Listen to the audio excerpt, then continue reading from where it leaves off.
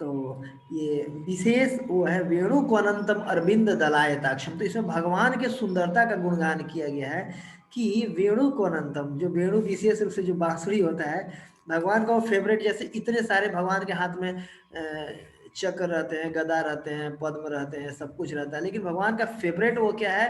वेणु। वेणु को अनंतम, तो भगवान वेणु बजाते हैं। और अरविंद दल आयताक्षम, अरविंद, अरविंद मतलब होता है कमल। और जो भगवान के नेत्र, पहले तो हो गया कि क्या बजाते हैं, क्या करते हैं भगवान, तो वेणु बजाते हैं, वेणु को अनंतम। फिर अरविंद दल आयताक्षम, नॉर्मली जो भगवान की जो नेत्र होता है ना वो कैसे होता है? अरविंद दल, अरविंद मतलब कमल, कमल का जो खिला हुआ कमल देखिए, उसका दल मतलब पंखुड़ी।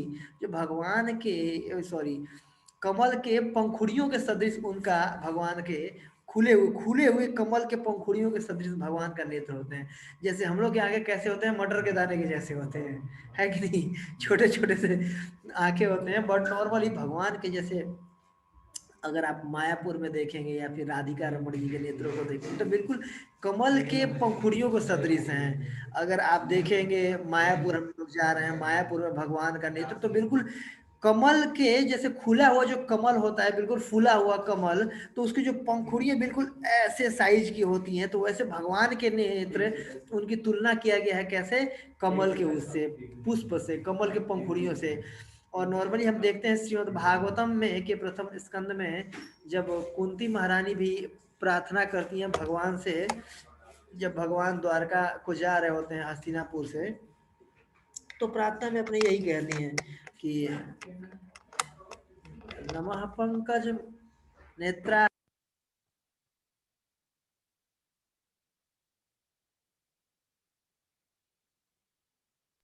फौजी आवाज नहीं आ गई।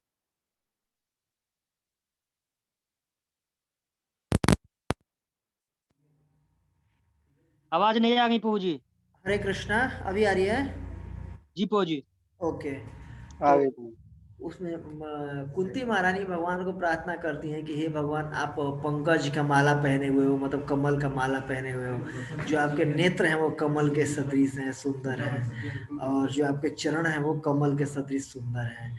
तो वैसे ही यहाँ पर ब्रह्मा जी भी सेम बात कह रहे हैं। देखिए इतने सारे लोग अगर एक ही चीज कर रही है तो माना जा सकता है कि हाँ जी, सत्य सही कह रहे होंगे, क्योंकि इतने सारे लोग तो झूठ नहीं बोल सकते हैं। नॉर्मली कोर्ट में गवाही होती है कि हाँ इतने सारे लोग ऐसा चीज कह रहे हैं। वैसे ही तो वहां पर ब्रह्मा जी भी यही प्रार्थना करें कि वेणु को अनंतम अरविंद दल आयताक्षम, अरविंद दल, कमल के जो दल होता है, पंखुड़ी होता है, आयत, खुले हुए कमल के पंखुड़ी के समेत क्या है? अक्षम, मतलब भगवान की आंखें हैं। ओके। तो क्या क्या वर्णन हो गया? भगवान क्या रखते हैं अपने हाथों में? बांसुरी बजाते हैं, वेणु को अनंतम, और अरविंद दल आयताक्षम, की भगवान के नेत्र कैसे हैं। अब आगे, बरहा सीतम बुध सुंदरांगम, कैसे है भगवान कि बरहा व तमसम, कि बरहा मतलब होता है मोर पंख। मोर पंख आप लोग देखे हैं ना, मोर का पंख जैसे कि आंख के सदृश उसमें भी बना रहता है। तो अब संतम, कि उनके भगवान के मस्तक का श्रृंगार क्या है? मोर का पंख। देखिए भगवान का सिंपलिसिटी देखिए ना, कोई ऐसा नहीं कि सोना हीरा ऐसा ऐसा कुछ भी नहीं पहन, बिल्कुल सिंपल सिंपल चीज पहन रखे हैं, फिर भी भगवान कितने सुंदर है। तो भगवान अपने मस्तक पे क्या लगा के रखते हैं? मोर का पंख। एक मैं लेक्चर में सुन रहा था कि नॉर्मली कि इतने से भगवान 9 लाख गाय थी, उनके मुकुट पहन सकते हैं, सोना हीरा का ये वो सब कुछ कर सकते हैं, मोर का पंख ही क्यों लगाते हैं? बगुले का पंख लगा सकते हैं, कोयल का पंख लगा सकते हैं, बहुत बहुत और भी चीजें हैं, सुंदर सुंदर पक्षी हैं, उनका पंख क्यों नहीं, मोर का पंख ही क्यों लगाते हैं? तो वो बता रहे थे वक्ता कि नॉर्मली जो मोर होता है ना, वो मतलब बाई नेचर मोर ब्रह्मचारी होता है। मोर अपने जीवन में कभी भी किसी मोरनी के साथ संबंध नहीं बनाता है, मोर ब्रह्मचारी होता है। और इस वजह से मोर का ही पंख, मतलब एक तो देखने में भी उसका सुंदर होता है, प्लस मोर ब्रह्मचारी होता है। तो हो सकता है कि कैसे ब्रह्मचारी होता है, तो बता रहे थे जो वक्ता थे कि नॉर्मली जब भी बारिश वगैरह होता है, जब बारिश होने वाला होता है और आकाश में बादल जब गिरते हैं, तो मोर ये देख करके बारिश का स्वागत करने के लिए बिल्कुल अपने पंख को खोल करके बिल्कुल और नृत्य करने लगता है, नाचने लगता है बारिश का स्वागत करने के लिए। प्लस जो ना नॉर्मली मेल जो मोर होते हैं ना उन्हीं का पंख होता है बहुत बड़े बड़े से, जो फीमेल होती हैं उनका पंख नहीं होता है। तो जो कि पीहेन पीकॉक पीहेन जो होती है उनका पंख नहीं होता है। तो अपने बिल्कुल पंखों को खोल करके आकर्षित करने के लिए मोरनी को तो बिल्कुल नृत्य करता है, खूब नृत्य करता है। और नृत्य करता है तो उसके शरीर से क्या निकलते हैं, पसीने निकलते हैं। उसके नेत्रों से वो आंसू की बूंद निकलती है और पसीने निकलते हैं। और उस पसीने को वो पी करके जो जो पीहन होती है, मोरनी होती है, वो गर्भवती होती है, वो अंडे देती है जिससे कि उनका आगे चलता है।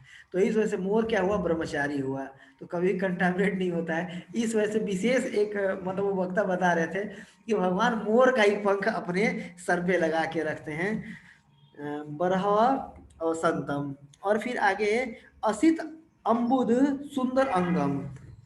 और भगवान के अंग कैसे, भगवान के अंगों की तुलना कैसे की गई है, असित अम्बुद मतलब कि जो अम्बुद मतलब होता है बादल, तो बादल असित मतलब होता है बादलों की छटा। जैसे अब वो अभी तो दिल्ली में तो नॉर्मली बहुत काले काले वैसे बादल दिखते हैं पॉल्यूशन के चलते। अब जो जैसे गांव में ना जब बादल वगैरह बारिश के उसमें निकलते हैं तो बिल्कुल, या फिर आकाश देखिए बिल्कुल नीला नीला आकाश, बिल्कुल जब साफ आकाश हो तो बिल्कुल नीला, और सूरज उगा हो और बिल्कुल बादल नहीं हो, बिल्कुल नीला आकाश हो, तो बिल्कुल वो जो नीला कलर है वो कृष्ण का कलर है। या फिर जब बादल, सफेद बादल जो होते हैं बिल्कुल थोड़े से काले काले से बादल बरसात के दिनों में घिरते हैं, तो जो काले काले से बादल होते हैं, जो सूर्य की किरणें उन पर पड़ती है तो रिफ्लेक्शन होती है, तो काला कलर हो करके भी चमकता है, सुंदर लगता है। तो वही भगवान के कलर की तुलना उससे किया गया है। एक मैं लेक्चर सुना था, एक वक्ता बता रहे थे कि आकाश का कलर नहीं, प्रभुपाद बता रहे थे, या प्रभुपाद, कि why the sky is blue. आकाश का कलर जब देखते हैं बादल नहीं होता है तो ब्लू क्यों है, तो उसका रीजन प्रभुपाद बता रहे थे, क्योंकि भगवान श्री कृष्ण का जो कलर है ब्लू है, और उनके कलर का रिफ्लेक्शन जाता है ब्रह्म ज्योति पे, और ब्रह्म ज्योति का रिफ्लेक्शन सूर्य है। और नॉर्मली इसके चलते जो आकाश का कलर है वो नीला है, क्योंकि ओरिजिनल भगवान से नीले कलर का प्रकाश निकलता है, इसके चलते आकाश का कलर नीला होता है। बिल्कुल जब सादा आकाश हो तो उसका कलर नीला होता है, क्योंकि भगवान का कलर नीला है।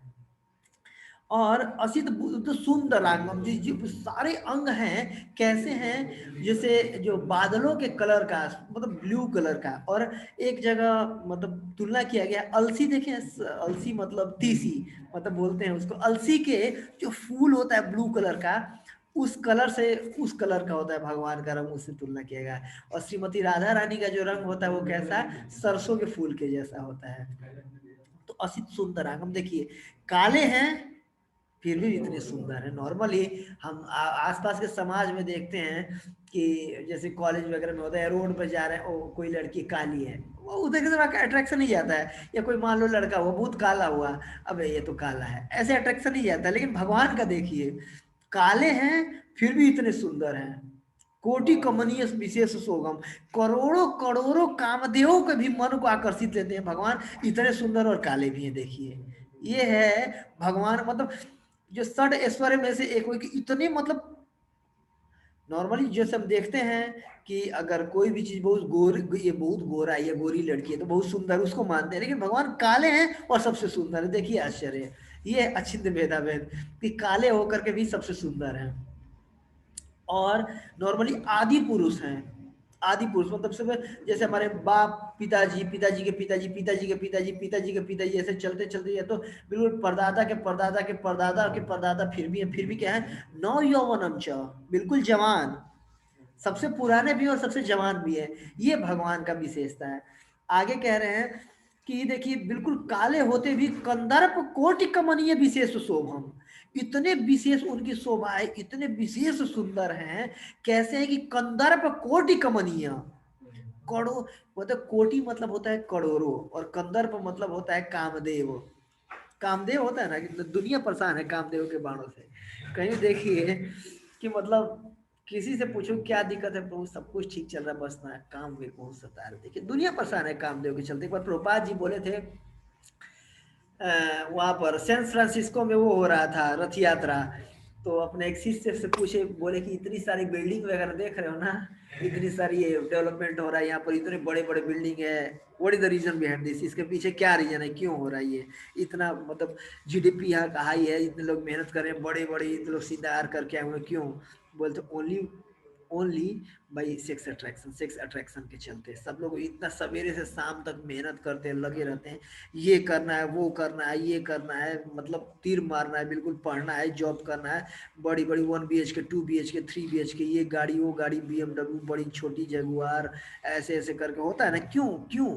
ओनली द वन, मतलब मेन इसके पीछे क्या रीजन है कि मतलब फीमेल या फिर कह सकते हैं अपोजिट सेक्स की तरफ अट्रैक्शन, स्त्रियां हैं वो पुरुषों को आकर्षित करना चाहती हैं, और पुरुष हैं वो स्त्रियों को आकर्षित करना चाहते हैं, क्यों? कामदेव, कामदेव के मेनली 5 बाण होते हैं जो कि नॉर्मली चला करके किसी को भी अपने बस में कर लेते हैं कामदेव जी, और जो भगवान इतने सुंदर हैं वो कामदेव को भी बस में करके रखते हैं, बताइए कैसे हैं? काले हैं, एक है ना, मतलब फिर भी बहुत दिल वाले हैं तो बिल्कुल काले भगवान, फिर भी देखिए कोटि करोड़ों करोड़ों कामदेव को भी मतलब आकर्षित कर रखते हैं, विशेष शोभम, ये शोभा, ये असली, उसको तो कह सकते हैं कि हाँ ये भगवान हुए, ये भगवान का विशेष है कि काले भी हैं और करोड़ों करोड़ों कामदेव को वो करके बिल्कुल आकर्षित कर लेते हैं, देखिए नॉर्मली।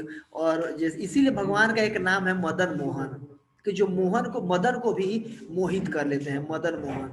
और इसलिए राधा रानी का नाम है मदन मोहन मोहिनी, कि वो जो मदन मोहन, जो मदन को भी मोहित कर लेते हैं, जो कामदेव को भी आकर्षित कर लेते हैं, उनको भी जो मोहित कर लेती हैं, उनको कहते हैं मदन मोहन मोहिनी, श्रीमती राधे रानी का नाम है। तो सोचिए वो कितनी सुंदर होगी, कि जो करोड़ों कामदेव को नॉर्मली, कोई भी कोई कोई लड़की कैसी भी हो देख करके हम लोग आकर्षित हो जाते हैं नॉर्मली। आप हमारी तो ये स्थिति है नॉर्मल आज के डेट में।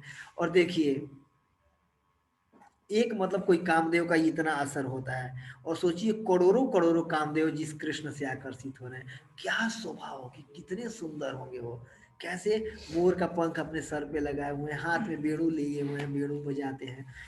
तो ये विशेष एक आरती है जो कि मतलब भगवान के नाम रूप गुण लीलाओं की ग्लोरिफिकेशन में गाई जाती है, इसीलिए श्रृंगार आरती में ये श्लोक गाया जाता है। जो अगला श्लोक गाया जाता है वो 32 नंबर श्लोक है, ये 5वें अध्याय का ही, और ये भी हम लोग इस पे चर्चा करते हैं। आप लोग मेरे पीछे बोलिएगा, अंगानि यस्य सकलेन्द्रियवृत्तिमन्ते यस्य सकलेन्द्रियवृत्तिमन्ति पश्यन्ति पान्ति कलयन्ति चिरं जगन्ति पश्यन्ति पान्ति करयन्ति चिरं जगन्ति आनन्दचिन्मय स्वदुज्ज्वल विग्रहस्य आनन्दचिन्मय सदोज्ज्वल विग्रहस्य आनन्दचिन्मय स्वदुज्ज्वल विग्रहस्य आनन्दचिन्मय सदोज्ज्वल आनन्दचिन्मय सदुज्ज्वल विग्रहस्य विग्रहस्य गोविन्दमादिपुरुषं तमहं भजामि। गोविन्दमादिपुरुषं तमहं गोविन्दमादिपुरुषं तमहं भजामि। भजामि। वेरी नाइस, एक बार और बोलिएगा फिर हम इसके अर्थ पर चर्चा करेंगे। अंगानि यस्य सकलेन्द्रियवृत्तिमन्ते अङ्गस्य नान्यस्य सकलेन्द्रियवृत्तिमन्ते सकलेन्द्रियवृत्तिमत् पश्यन्ति पान्ति कलयन्ति चिरं जगन्ति पश्यन्ति पश्यन्ति पान्ति पान्ति करयन्ति चिरं कलयन्ति चिरं जगन्ति जगन्ति आनन्दचिन्मय सदुज्ज्वल विग्रहस्य चिन्मय आनन्दचिन्मय सदोज्ज्वल सदुज्ज्वल विग्रहस्य विग्रहस्य गोविन्दमादिपुरुषं तमहं भजामि। गोविन्दमादिपुरुषं तमहं गोविन्दमादिपुरुषं भजामि। तमहं भजामि। Yes. ये है नॉर्मली। इस श्लोक में क्या कह रहे हैं ब्रह्मा जी कि अंगानी सकलेन्द्रिय वृत्तिमंती, अंगानी यस्य, अंगानी मतलब होता है अंग, शरीर के अंग, यस्य मतलब उनका, कि जिनका शरीर के अंग, अंगान यस सकल इंद्रिय वृत्तिमंती, ये विशेष चीज है नॉर्मली। अंगान यस यस्य सकलेन्द्रिय वृत्तिमंती, कि उनके एक अंग, कोई भी एक अंग दूसरे अंग के कार्य करने की क्षमता रखता है, निपुण है उसमें।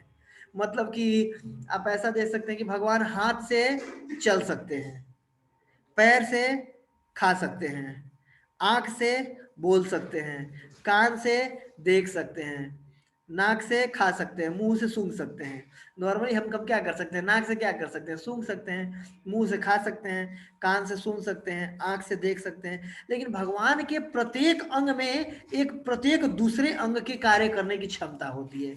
नॉर्मली आप कई मायावादी संप्रदाय हैं वो इस बात का खंडन करते हैं कि देखो, हाँ ये लोग भगवान को भोग लगा रहे हैं, या इतने बताइए इतने बड़ी बड़ी बेवकूफ देखे हो कि ये 56 चीज बना करके अलग अलग तरीके का और मूर्ति के सामने रख देते हैं। मतलब मूर्ति कभी खाती है, खाती होती तो कम नहीं हो जाती, मूर्ति के हाथ तो हिलते नहीं है, मूर्ति कैसे खा लेगी, होता है कि नहीं। देखो कितने बेवकूफ हैं, जगन्नाथपुरी वाले कितने बेवकूफ हैं कि 10-10 हजार लोगों का भोजन रोज बना के उनके सामने मूर्ति के सामने रखते हैं।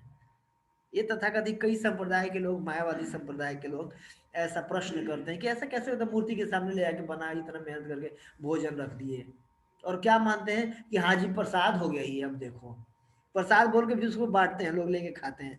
कई लोग ये सोच के प्रसाद भी नहीं खाते, यार मूर्ति थोड़ा ना प्रसाद खाती है, भोग कैसे हो गया, प्रसाद कैसे हो गया। बट यहाँ पर ब्रह्मा जी क्या कह रहे हैं, ब्रह्मा जी कौन है, आदि कवि हैं, सृष्टि की रचना की उन्होंने, वो कह रहे हैं कि अंगानी यस सकलेंद्र वृत्तिवंती, कि एक अंग में दूसरे अंग के कार्य करने की क्षमता होती है। मतलब भगवान अपने नेत्रों से ही पा सकते हैं, भगवान को जरूरी नहीं कि चल करके आए और पैरों से ही चल के आए और हाथ से उठा के खाए, नहीं, नेत्रों से ही भगवान खा सकते हैं। भगवान नाक से सूंघ करके खा सकते हैं, और तो और भगवान जो भोग लगा रहे उसके अपने विचारों के माध्यम से पा सकते हैं।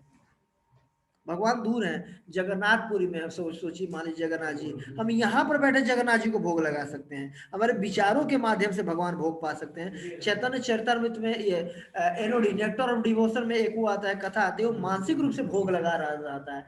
फिर लगता है कि कहीं ऐसा तो नहीं है कि एक ब्राह्मण होता है, तो नॉर्मली आप लोग को 2 मिनट की कथा सुना देता हूँ।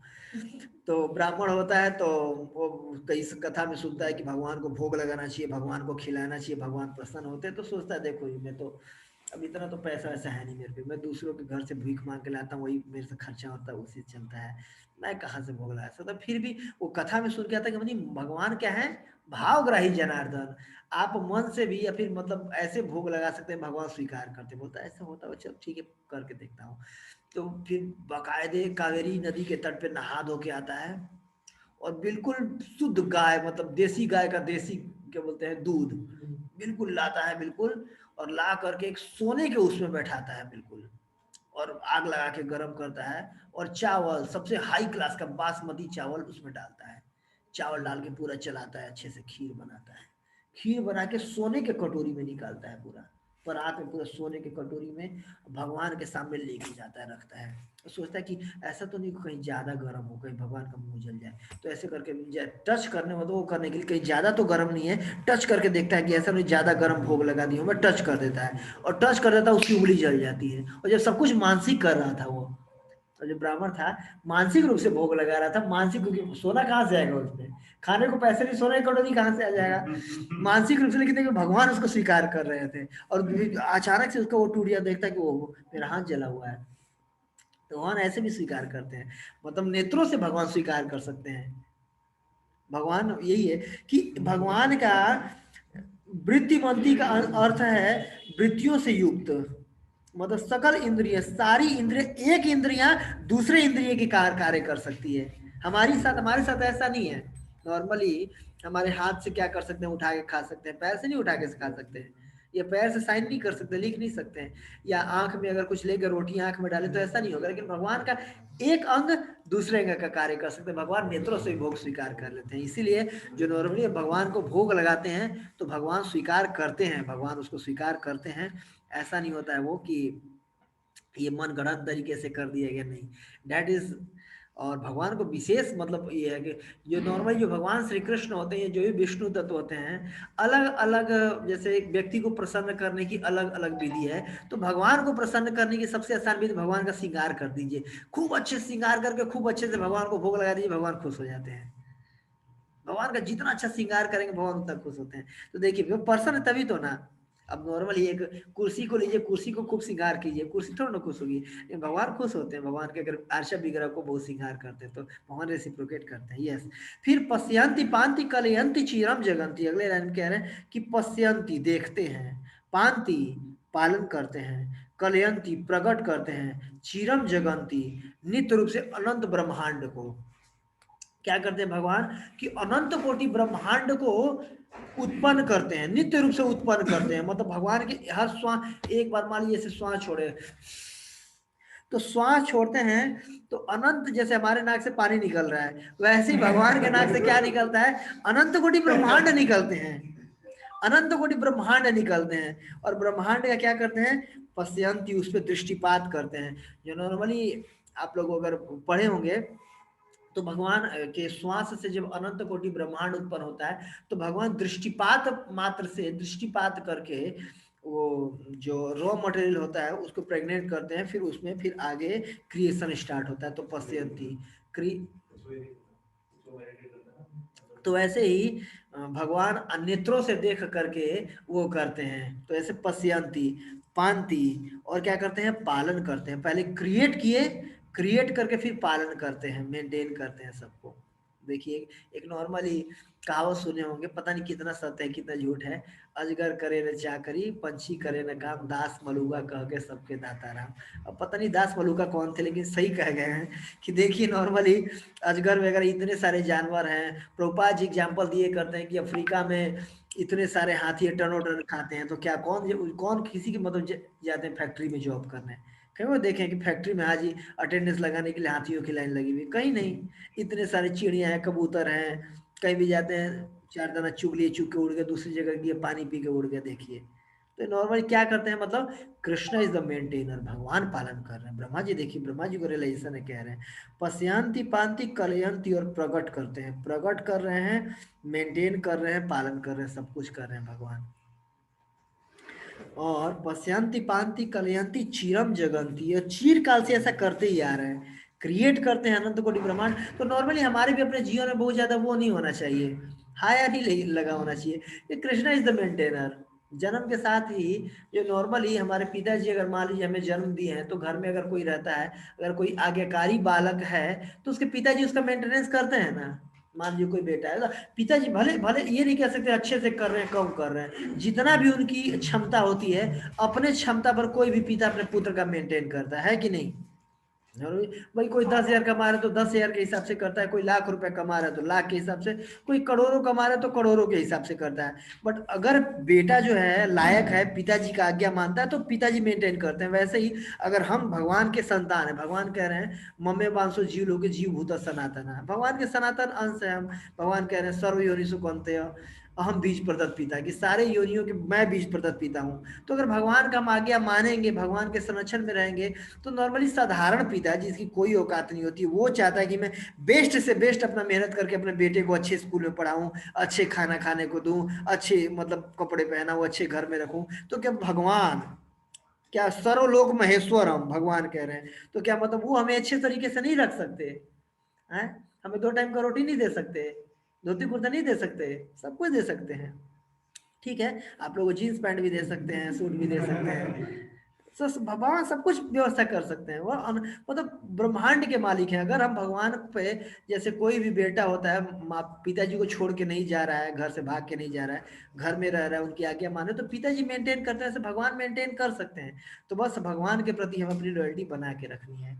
आगे कह रहे हैं कि आनंद चितमयो स्व दुज विग्रहस्य, कि जो भगवान कैसे विग्रह हैं, भगवान कैसे व्यक्ति हैं, आनंद चितमय सद उज्ज्वल विग्रहस्य, सच्चित आनंद, जैसे पहले श्लोक में कहते हैं ना, ईश्वर परम कृष्ण सच्चिदानंद विग्रह अनादिर आदि गोविंद सर्व कारण कारणम। तो क्या कह रहे हैं कि सच्चित आनंद विग्रह, और इस श्लोक के इस लाइन में भी यही कह रहे हैं कि आनंद चितमय, कैसे हमेशा आनंदित रहते हैं भगवान, और चित्य मतलब सत्य, और आनंद चितमय सत मतलब वास्तविक, और उज्जवल विग्रह से तेज से युक्त विग्रह। नॉर्मली कि कई बार भगवान कहते हैं भगवान निराकार है। निराकार का अर्थ ये होता है ना कि भगवान का भौतिक आकार आकार नहीं है। जैसे हम देखते हैं कि हमारा एक चीज फिक्स है कि अगर हम मान लीजिए यहाँ पर मैं रोहिणी में बैठ करके लेक्चर दे रहा हूँ, तो मैं कहाँ नहीं रह सकता हूँ, मैं बिहार में नहीं रह सकता। रोहिणी में तो रोहिणी में एक जगह एक समय पे एक ही इंडिया में हूँ तो इंडिया में ही रहूंगा। ऐसा नहीं कि मैं इंडिया में भी लेक्चर दे रहा हूँ और यूएस में भी बैठा हूँ, ऐसा नहीं हो सकता है। मतलब एक हमारा कोई बिगड़ा फिक्स है, मतलब शरीर फिक्स है एक आकार। लेकिन भगवान के साथ मतलब कोई भौतिक आकार नहीं होता है, भगवान का आध्यात्मिक आकार होता है, इसलिए भगवान को निराकार कहते हैं।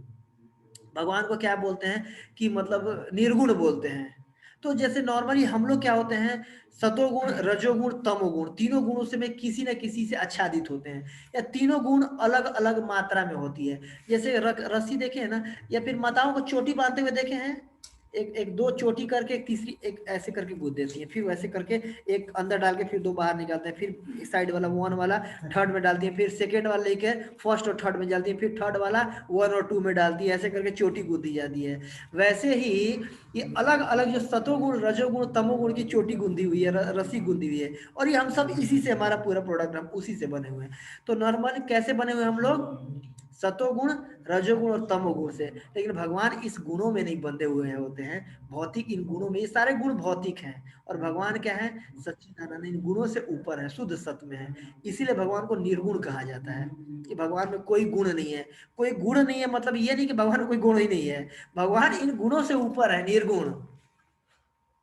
निर्गुण और न्यारे नॉर्मली बाहर वो है ना जैसे भी, तो वैसे ही भगवान को निर्गुण इसलिए कहते हैं कि इन इन जैसे हम लोग इन भौतिक गुणों में बंधे होते हैं, कभी तुरंत गुस्सा आ जाता है, कभी ये आ जाता है, वैसे भगवान इन गुणों में नहीं बंधे हैं। तो और भगवान का कैसा विग्रह है, आनंद चिन्मय स्वदुजर विग्रह से, उज्जवल विग्रह से, मतलब भगवान का विग्रह, भगवान व्यक्तित्व है, और कैसे व्यक्तित्व है, सतचित और आनंद से बने हुए थे। नॉर्मली हम भी, हमारे आत्मा का भी यही स्वरूप है, सच्चिदानंद। क्यों, क्योंकि भगवान बोल रहे हैं ना, ममे वांसो जीव लोग जीव भूत सनातना, हम भगवान के अंश हैं, और भगवान कैसे हैं, सच्चिदानंद, तो हम कैसे हैं, सच्चिदानंद, सच्चिदानंद। लेकिन हम नॉर्मली यहाँ पर सत्य तो छोड़िए, असत रहते हैं, आनंद के जगह निरानंद रहते हैं, और सच्चित चित के जगह पे अचित रहते हैं। क्यों, क्योंकि हम आत्मा, मतलब हम मन को इस भौतिक शरीर को खुद मान रखते हैं, इस वजह से हमें सच्चिदानंद का फीलिंग नहीं आती है।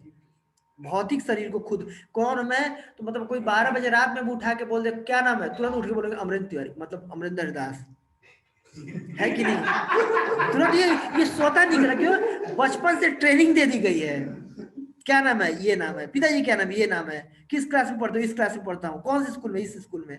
बचपन से ट्रेनिंग दे दी है, कहाँ रहते हो, रोनी में रहता हूँ। वैसे ही बचपन से ये ट्रेनिंग दे, क्या कौन हो, आत्मा हो, किसके अंश हो, कृष्ण का अंश हो। तो ये बचपन से, जब बचपन से मैं ट्रेनिंग, क्योंकि हमें ना ये आत्मबुद्धि कुनपे त्रिधातु के स्वधि कलत्रादिशु भौमि यदि ये तीर्थ बुद्धि सलन कर जनेशु और विज्ञेशु स्वयं गोखर। सुखदेव गोस्वामी क्या बोलते हैं भागवतम में, कि गो और खर, गाय और गधे से उनकी तुलना की गई है, बैल और गधे से, जो कि शरीर को ही खुद मान लेते हैं। नॉर्मली हम अगर पूरा नहीं माने आप लोग, तो हम सब लोग का यही हालत है, हम लोग शरीर को ही खुद मान के, शरीर से रिलेटेड, ये मेरी भाई है, ये मेरी पत्नी है, ये मेरे पिताजी है, ये जॉब करता हूँ, ये क्वालिफिकेशन है। तो इस वजह से हमें ये फीलिंग सच्चिदानंद की नहीं आती है। अगर नॉर्मली हम अगर आत्मा के स्तर पे एक्ट करना शुरू कर दें, तो क्योंकि कृष्ण सच्चिदानंद है, और हम भी कृष्ण के पार्ट एंड पार्सल हैं, तो हम भी सच्चिदानंद है। तो ये बहुत अच्छा प्रेयर्स है। अगले लाइन में, गोविंदम आदि पुरुषम तम अहम भजामि, कि हे गोविंद, आप आदि पुरुष हैं। अब आदि पुरुष मतलब फर्स्ट पर्सन, एक वचन, एक वचन तो नहीं कह सकते हैं, फर्स्ट पर्सन। आप मतलब आपसे पहले कोई भी मतलब पर्सन नहीं थे, आप सबसे पहले पर्सन है। तम अहम भजामि, आपको मैं भजामि भजन करता हूँ या प्रणाम करता हूँ। और गोविंदम आदि पुरुषम, गोविंद विशेष रूप से कहा गया, गोविंद जो गायों को वो करते हैं, जो इंद्रियों को हमारे, गोविंद का क्या होता है, गो, गो मतलब इंद्रियां, और विंद मतलब जो आनंद प्रदान करते हैं। तो जो हमारे इंद्रियों को आनंद प्रदान करते हैं, उन भगवान को, जो कि आदि पुरुष हैं, मैं प्रणाम करता हूँ, मैं भजन करता हूँ, ये इसका अर्थ है। तो ये दो श्लोक हैं, पहला जो कि भगवान के श्रृंगार को, भगवान के उसको बताता है, और दूसरा भगवान के कार्यों को बताता है। भगवान के अंग कैसे हैं, अंगान यस्य सकलेन्द्रिय वृत्ति मनती, और भगवान क्या करते हैं, तो पश्यंती पंथी कलयंती चिरम जगंती, अनंत कोटि ब्रह्मांड उत्पन्न करते हैं, उनको वो करते हैं, प्रेग्नेंट करते हैं, उसका पालन करते हैं, और सब कुछ मतलब भगवान करते हैं, इनके कार्यों को बताया गया है। और भगवान कैसे हैं, तो आनंद चितमय सत, और ये इसके विग्रह हैं, आनंद मतलब सच्चिदानंद विग्रह है। और ऐसे गोविंद को मैं प्रणाम करता हूँ। और इससे पहले 30 नंबर श्लोक में बताया गया था, वेणु को अनंतम अरविंद दलायताक्षम, जो वेणु बना बजाते हैं और जिनके नेत्र कैसे हैं, कमल के फूल, खुले हुए कमल के पंखुड़ियों के सदृश सुंदर हैं। आज के समय में तो ऐसे आंखें देखने को नहीं मिलती हैं, छोटे छोटे लोग के आंखें होते हैं मटर के दाने के जैसे, तो भगवान की इतने सुंदर सुंदर आंखें हैं। और बरहा व समसितम बुध सुंदर आंगम, कि जैसे नीले बादलों के सदृश भगवान का सुंदर अंग है, और अपने सर पे मोर का मुकुट, मतलब मोर पंख का मुकुट लगा के रखते हैं। और कंदर्प कोटि कमनीय विशेष शोभम, करोड़ों करोड़ों करोड़ों कामदेवों को आकर्षित करने की इतनी सुंदर भगवान की शोभा है। ऐसे गोविंद को मैं प्रणाम करता हूँ। तो जब भी आगे से हम लोग दर्शन करेंगे, जब दर्शन आरती खुलेगा, तो जो ये यमुना माता जी की आवाज में जो ये गाना चलता है, मतलब वैष्णव सॉन्ग या भजन चलता है, प्रेयर्स चलता है, तो इसके भगवान एक एक शब्द पर मेडिटेट करें। ओह, जब भगवान का राधा कृष्ण का वो खुला है, भगवान का जो नेत्र है, सच में आप लोग देखिए, राधा राधिका रमण जी के नेत्र कमल के फूल के सदृश है बिल्कुल। या देखिए भगवान के सर पे मोर का वो है, और भगवान इतने सुंदर है, देखिए कितने सुंदर लग रहे हैं भगवान देखने में। और तो ये ऐसे मेडिटेट करें कि वो भगवान का सुंदर वो है, भगवान का सुंदर माला है, और एक एक शब्द पे मेडिटेट करेंगे ना, तो देखिए वही जो आरती है बहुत बहुत अच्छी लगेगी, और भगवान विशेष सुंदर लगेंगे, विशेष सुंदर लगेंगे। आप लोग करके देखिएगा, भगवान विशेष सुंदर लगते हैं। और जब एक एक पूरे शरीर के ऊपर से नीचे तक का गुणगान जब हम करते हैं, मेडिटेट करते हैं, भगवान इतने सुंदर लग रहे हैं। तो ये विशेष सॉन्ग है जो कि प्रभुपाद जी ने अलाउ किया था, कि प्रत्येक मंदिर में जब तक इस्कॉन टेम्पल रहेगा, श्रृंगार आरती के समय पे ये जो दो ये है सॉन्ग है, भगवान के श्रृंगार आरती में बजाए जाएंगे, ये प्रार्थनाएं बजाई जाएंगी। ठीक है, बहुत बहुत धन्यवाद आप लोगों का। जगत की जय, हरि हरि बोल।